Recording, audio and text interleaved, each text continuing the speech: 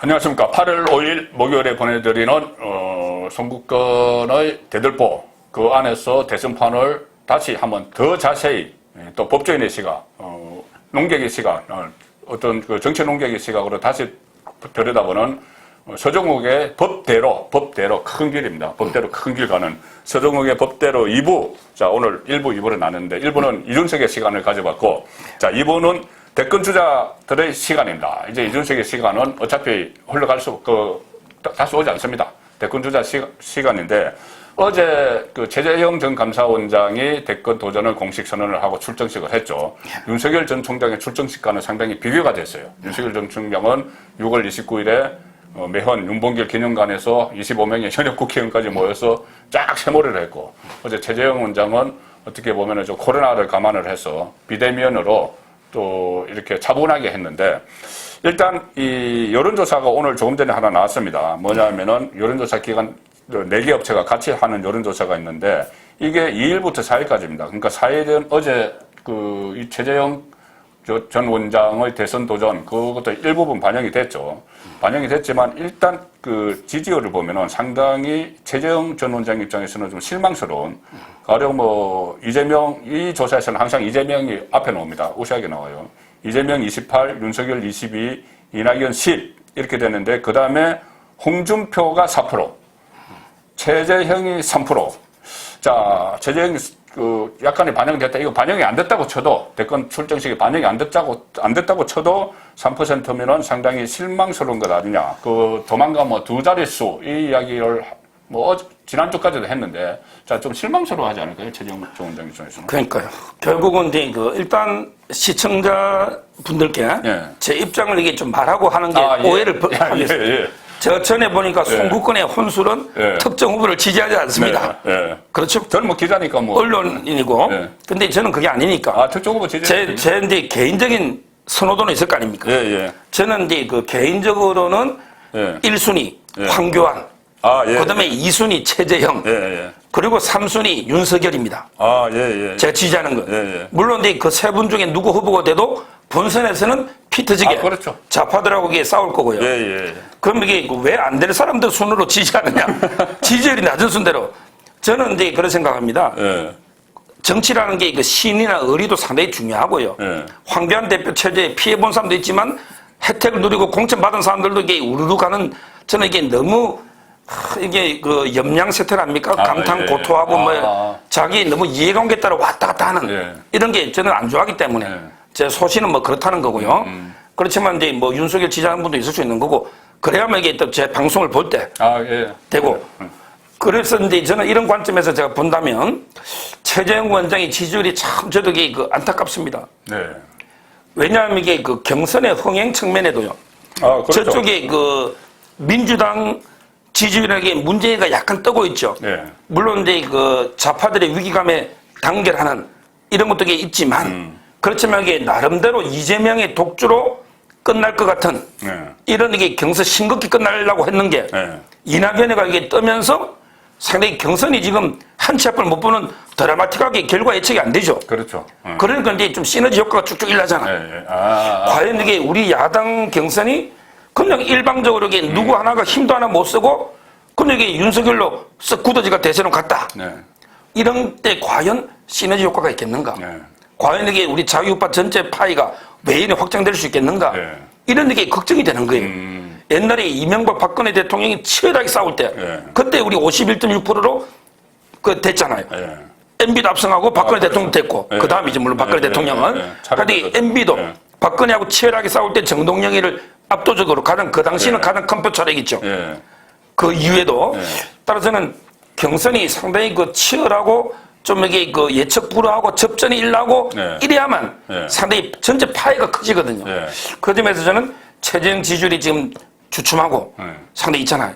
이거는 제 개인 입장에서는 상당히 안타까운 일이에요. 좀 치고 올라갈 가능성은 없을까요? 가령 예를 들어서 어제 대선 출마 선언식을 보면은 상당히 이 원론적인 이야기가 많았어요. 물론 원론적인 이야기들이 필요한데 국가를 경영을 할 때. 그런데 그 중에서 귀에 들어오는 것은 윤석열과 차별화하는 거였거든요. 그런 이야기를 했죠. 분란을 야기한 일로부터, 그러니까 질문이 그거였어요. 본인이 왜 윤석열이 아니고 최재형이어야 되는가 하니까는 분란을 야기한 일로부터 자유롭고 부채도 없는 사람이 돼야 된다. 돼야 되기 때문이다. 그렇다면은 윤석열은 분란을 야기한 책임이 있는 사람이고 부채도 있는 사람이거든요. 빚도 있는 사람이에요. 분란 야기한 데 대해서. 그러니까 보수 정권의 분란을 야기하는 겁니다. 보수 진영 안의 분란. 그것이 결국은 보수 정권 수사에 대해서 본인은 거기에 대해서 자유롭다. 박근혜 전 대통령 탄핵에 대해서도 윤석열은 어느 정도 책임이 있다는 뉘앙스를 풍기면서 본인은 자유롭다. 이렇게 됐는데, 자, 그런 차별화 전략이 좀 반등을 할 수 있을까요, 지금부터? 지금 최재형 캠프도 이게 방송을 볼 거 아닙니까? 네. 항상 이 정치는요, 제가 이제 진짜 조언을 드린다면, 네. 정치는 이제 그 지지율 위에 있는 게 하나 있어요. 뭡니까? 지지율 위에 인지도예요. 지지도 네. 위에 인지도예요. 일단 이게 인지도가 있어야만. 관에서 지지율이 뽑혀 나오는 거죠. 그렇죠. 네. 그런데 그 최재형은 뭐 본인에게 국민들이 미담 제조기라지만 네. 보통 이게 우리들은 최재형 원장이 미담 제조기라고 하잖아. 네. 근데 이걸 아는 분이 별로 없어요. 한마디로 이게 우리는 잘 알죠. 인지도가 네. 정치 관심층은 높아요. 그러니까 아는 분들은 좋아해. 네. 아마 이게 인지도하고 지지도가 비슷할 것 같아. 네. 제가 보면 이게 인지도가 한 정치인이 되려면 그래도 90%는 육박해야 되는데 네. 최재형 지금 하나 이게 딱 대권 주자 이렇게. 최재형 원장은 저희 집사람 있잖아. 네. 저희 집사람도 이게 뭐 정치 별로 관심도 없지만 그 남편이 평론하는데 네. 최재형 하니까 몰라요.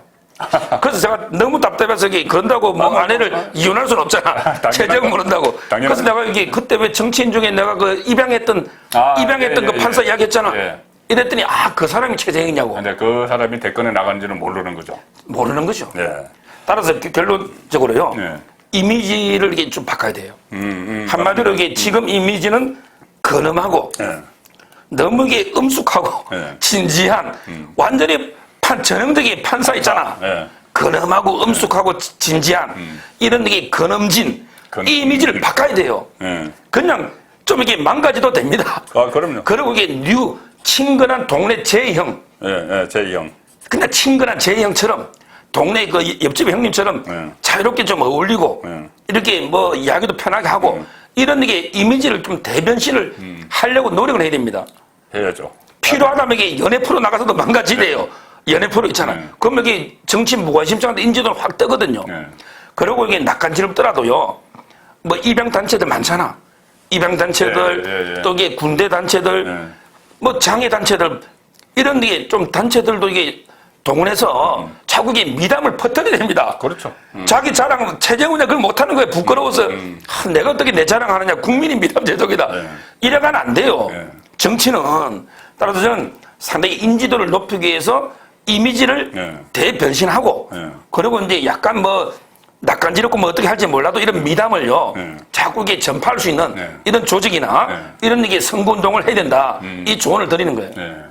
그래서 그 지지도 위에 지도보다 더 넓은데 인지도가 있는데 인지도를 확 높이는 방법은 조금 전에도 말씀하셨지만 뭔가 이 사고를 치는 거예요. 좋은 의미의 사고입니다. 좋은 의미의 사고. 언론들이 확 받아서 기사를 쓸 수 있는. 가령 예를 들어서 윤석열은 6.29 때 이 대선 출마 선언을 하면서 국민 약탈 이런 표현을 썼어요. 이권 카르텔, 기만, 거짓 선동 막 이런 그 표현을 쓰면서 새몰이를 했거든요. 한 25명 국회의원들 쫙 모여서 했고.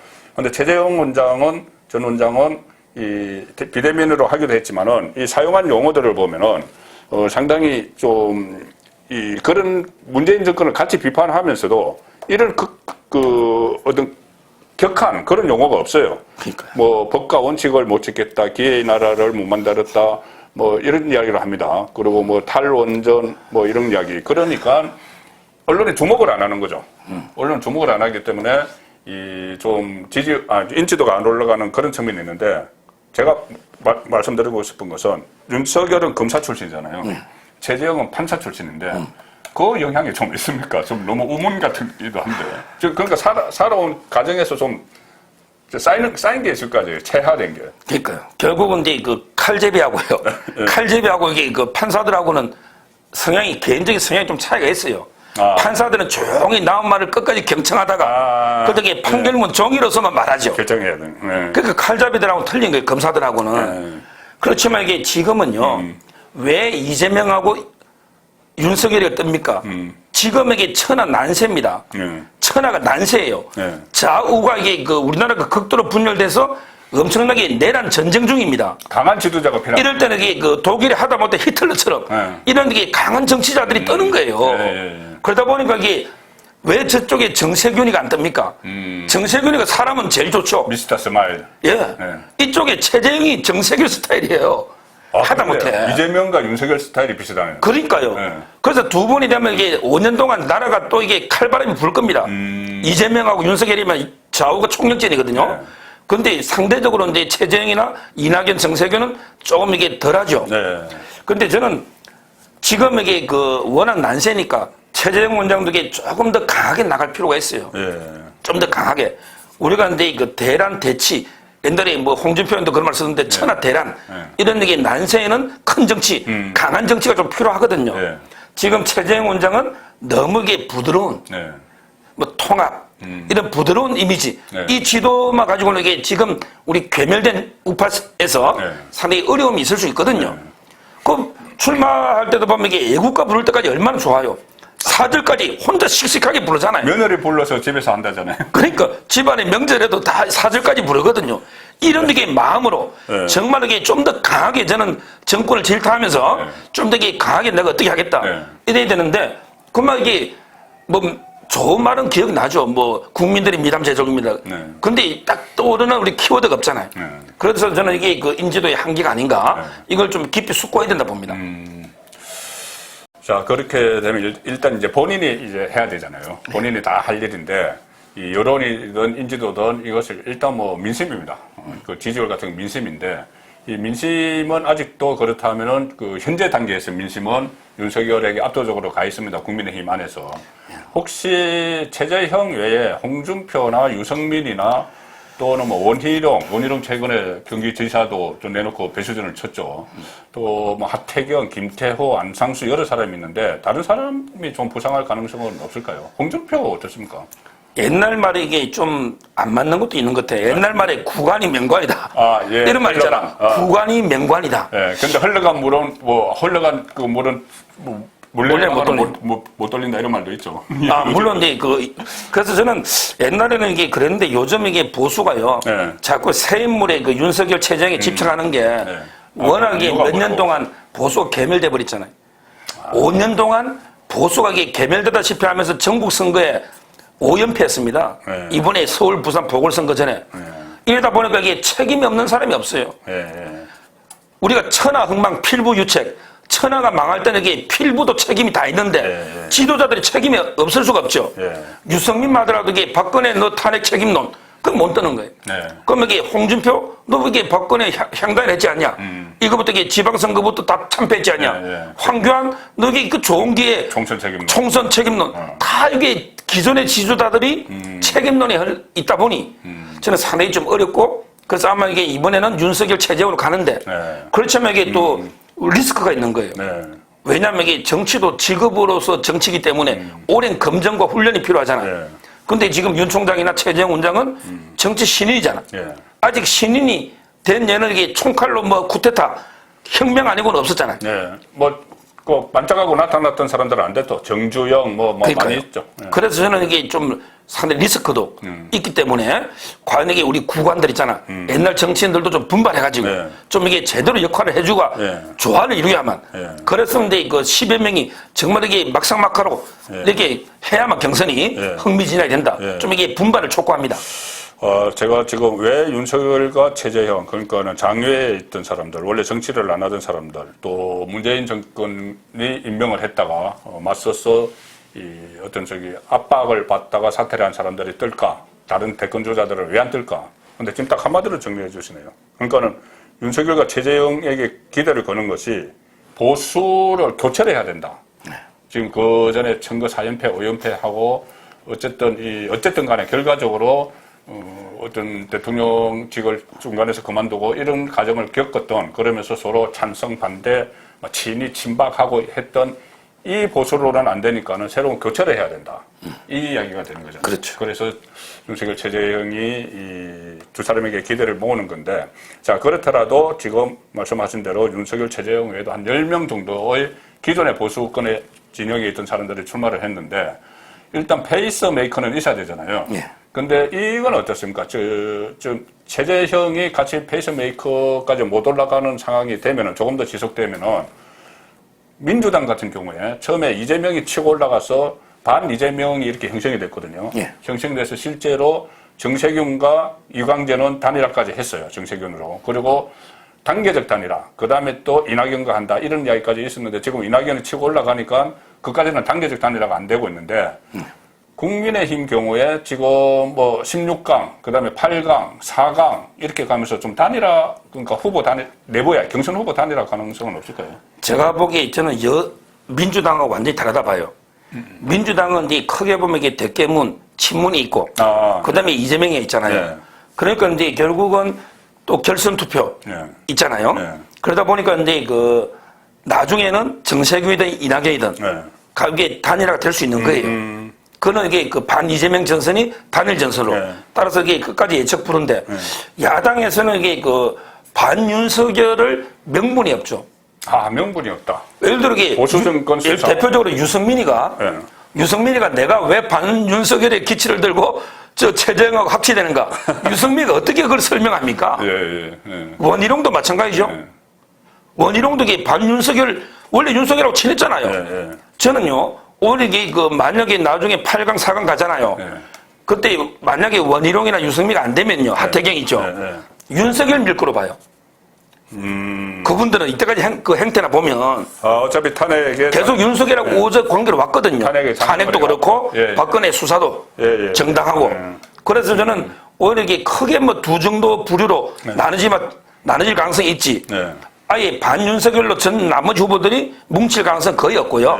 오히려 제 생각은 아까 말한 그 3명에다가 윤희숙 이런 분들 있잖아요. 이런 분들에게 윤석열로 가고, 그 다음에 이제 황교안 대표라든지, 김태호 약간 이게 친박 있잖아요. 이런 분들은 또 이게 최재형 쪽으로 가고, 이렇게 크게 아마 양분 정도는 될지 몰라도 결선까지 가면, 여당처럼 이게 반 이재명으로 뭉치는, 이런 게는 힘들고요. 반 윤석열로 하기에는 윤석열 외에 다른 주자들이 공통 분모가 없는 거네요. 그렇죠. 교집합이 없으니까는. 지금 단일화 한다면, 굳이 한다면, 제가 이게 주장했지만, 황교안하고 최재형, 이 두 분은 지지율이 많이 겹쳐요. 경기고등학교도 이게 2년 선후배죠. 그 다음에 같은 기독교청이죠. 지금 지지층이 많이 겹치잖아요. 그리고 이게 친박도 많고, 그 정도가 단일화 하면 시너지가 좀 있을지 몰라도, 홍준표가 거기 최재형하고 손잡을 명분이 있나요? 어차피 독자로 갈 수밖에 없죠. 따라서 저는 결국에 야당은 단일화보다는 각계격파로 갈 수밖에 없겠다. 이렇게 제 예상이 돼요. 알겠습니다. 일부에서 이준석 오히려 경청버스 운전자를 자임했지만 난폭 운전하고 고교 운전하는 이준석에 대해서 말씀드렸고, 지금 2부에서는 윤석열이 계속 치고 나가는데 최재형이 추격하는데 조금 좀 주춤거리는데 앞으로 어떻게 될 것인가 그런 문제를 살펴봤는데, 어쨌든 이런 과정을 거쳐서 돌발 질문을 하나 드릴게요. 안철수 어제 금요일 날 1시간 동안 대화를 나눴다고 하니까는 안철수 아니면 지금 이준석이 어떻게 하든지 11월 안에 그러니까 경선을 같이 할 것 같습니까? 아니면 밖에 있다가 11월에 단일화를 시도를 할 것 같습니까? 아니면 단일화 시도 안 하고 독자 출마할 것 같습니까? 저는 이 부분이 상당히 관심인 게 2017년 대선 때 그때 안철수, 홍준표, 유승민 다 나왔죠. 세 사람 지지율 합은 50입니다. 50인데 문재인 후보는 41이었어요. 자, 지금도 만약에 그 정도까지 아니더라도 국민의힘 후보가 나오고 안철수가 그때 21점 몇 프로 받았는데 안철수가 5%나 10%만 가져가도 정권 교체가 어렵거든요. 그래서 제가 관심을 갖는 건데 1시간 동안 만나보니 어떤 안철수의 마음은 어디에 있는 것 같습니까? 모르나요? 아니, 가장 확률이 본인도 고민 중이죠. 엄청나게 고민 중이죠. 근데 가장 확률이 낮은 순대로 보면요. 가장 낮은 거는 이게 독자 출마하는 거예요. 독자 출마하면 필패입니다. 본인도 알죠? 제가 여기 민주당에 있잖아. 패널들 있죠. 민주당 패널들하고 술을 또 많이 먹고 이야기해 보잖아. 뭐 저도 이게 적정 탐색입니까? 윤석열만큼 술 많이 먹습니다. 아, 예. 윤석열만큼. 예, 예. 근데 그 좌파들의 그 필승 전략이 하나 있어요. 예. 제보고 그러더라고요. 아, 서변호사 우리가 이기는 방법이 하나 있다. 예. 바로 이게 뭐냐? 삼국지 읽어봤나더라고. 아. 삼국지. 예. 예, 내가 삼국지 뭐 수십 번 읽었죠. 예, 예. 거기에 보면 제갈량이 한 말이 있죠. 예. 천하 삼분지계. 아, 예. 천하 삼분지계 3명의 후보가 나오면 우리는 무조건 이긴다. 중도에. 네. 그러면 이게 안철수하고 국민의힘 후보 윤석열 나오고 저쪽에 이재명이 논다. 네. 그러면 이게 무조건 이기는 거예요. 좌파가. 네. 그게 천하 삼분지계야. 네. 좌파들한테는 3명의 후보가 나오게 하는 거예요. 그러면 이게 안철수가 그걸 모르겠어요. 안철수도 이게 저는 정치 감각이 이제 뛰어납니다. 네. 본인의 역사의 천추의 죄를 짓는 거죠. 문재인 정권을 연장시켜주면. 예, 예. 따라서 이게 저는 가장 확률이 낮은 거는 독자 출마는 안 한다. 네. 그러면 이게 정권의 좌파에 헌납하는 거예요. 예, 예. 그 다음에 두 번째 낮은 게 지금 바로 벌써 빨리 올라타는 거예요. 아, 이거는 도저히 자존심을 떠나서 이게 지지층이 용납 안 하는 거예요. 예, 예. 이준석이가 예스냐 노냐 계속 이게 조롱하고 이러잖아요. 예. 근데 그게 바로 그냥 이준석이 겁이 나가지고 벌써 정치를 안 하면 안 하지. 내가 정계 은퇴를 하면 은퇴를 하지. 이준석이 협박에 내가 그 올라타가지고 지금 들어오면 안철수가 후보 될 가능성이 0%죠. 본인도 알아요. 예, 예. 그럼 이게 들어봤자 실익도 없죠. 네. 후보 될 가능성이 0%예요. 그런다고 해서 뭐 당이 뭘 받겠어요. 합류해가 명분도 없고 실익도 없죠. 따라서 이게 저는 두 번째 도중에 합류하는 것도 안 한다. 지금 빨리 합류하는 네. 거. 버스 타는 거 있잖아. 8월 전에. 예. 그러면 이게 가장 확률이 높은 거는 를 다니라. 그렇죠. 지금은 이게 제3지대에서 최선을 다해서 자각 노력을 하다가 예. 저쪽에 후보가 정해질 거 아니에요. 예. 그럼 윤석열이든 정해지겠죠. 네. 그럼 이게 이준석이하고 단판 질 필요 없죠. 이준석이는 패싱하고 윤석열하고 이게 마주 앉아서 단판을 지면 그때는 대등하게 단판이 돼요. 꼭 윤석열이 아니더라도. 최재형이든 누구도 예, 후보가 예, 된 사람. 예. 자, 그때는 이게 누가 답답합니까? 안철수의 최고 장점은 잃을 게 없어요. 예. 자기가 이번에 대통령 안 되는 거 알잖아. 예. 잃을 게 없잖아. 그러면 이게 저는 대등하게 49% 협상력을 가져올 수 있다 봐요. 네. 왜? 후보는 안철수가 없으면 정권 교체 안 돼. 네. 무조건 잡아야 돼. 네. 그러면 이게 지금 103석 대 3석이 협상한 데서 이게 103대 3으로 가는 게 아닙니다. 네. 3%가 확실하게 필요한 알박기 네. 지지율 딱 돼 있으면요. 그냥 이게 50%도 가져올 수 있는 거예요. 49%도. 네. 그렇잖아요. 네. 따라서 저는 안철수의 선택은 일단 이게 그 제3지대에 있으면서 후보가 정해지면 11월 달에 그 후보하고 단판을 지어서 최대한의 지분을 얻고 또 선거대책의 명분을 쌓아서 공동정권 이 정도의 꿈을 꾸고 있다. 네. 이게 저는 뭐 제가 느낀 것도 그렇고 뭐 제 생각도 이게 그렇게 느꼈고 안철수도 그렇게 가지 않을까 보입니다. 예. 그렇게 가면 좋은데 제가 이제 대선을 한 6번 취재를 했거든요. 그렇죠. 거기 보면은 딱 막판에 이런 게 나옵니다. 가령 예를 들어서 아주 오래됐는데 그 노태우 대통령이 될 때 노태우, 김종필, 김대중, 김영삼 나왔죠. 예. 김대중, 김영삼 쪽에서 합해야지 이긴다. 그렇게 했는데 그때 김영삼도 진보 정당을 진보를 지향하는 정당이었으니까 야당이었으니까 그런데 사자 필성론이 나왔어요. 예. 서로 4명이 대결해도 우리가 이긴다. 그 다음에 김대중 DJP가 될 때 김대중, 이해창, 이인재 이렇게 나서 이인재, 이해창 같이 가면 안 된다 했는데 3자 필성론이 나왔어요. 이렇게 되면은 이 11월 달에도 안철수가 나온다고 해도 안철수에게 지분을 주기 싫어서 국민의힘 후보가 지분을 주기 싫어서 아니야 3자 필성론 아까 뭐 제갈량이 그 천하 3분직인데 그것과 반대로 3자 필성론이 또 나올 수가 있어요. 그렇죠. 예, 그래서 저는 가급적 빨리 이준석이 주도하는 게 아니고 합당을 대권 주자들이 주도하는 그런 합당이 좀 돼야 된다. 자, 그렇게 말씀을 드리는 겁니다. 알겠습니다. 네, 오늘 정말 그 모시기 어려워서 두 가지를 동시에 했습니다. 동시에 했고 아까 제가 일부에서 말씀을 드렸는데 이번에는 정말 대통령을 잘 뽑아야 됩니다. 그래서 이 우리 서정훈 변호사가 이렇게 두껍게 쓴 책 백인의 인물로 본 우리 역사 여기 보면은 고대는 아니죠. 삼국시대부터 쭉 우리 역사를 빛낸 중심에 있었던 백인의 인물을 썼는데 이번에 대통령을 잘 뽑아서 서정욱 그 변호사께서 한갑 때쯤 한 8년 있으면 한갑이신 거예요. 한갑 때쯤 101인의 인물로 보는 우리 역사 개정판이 나오기를 기대하면서 오늘 마치겠습니다. 예, 고맙습니다. 예, 감사합니다.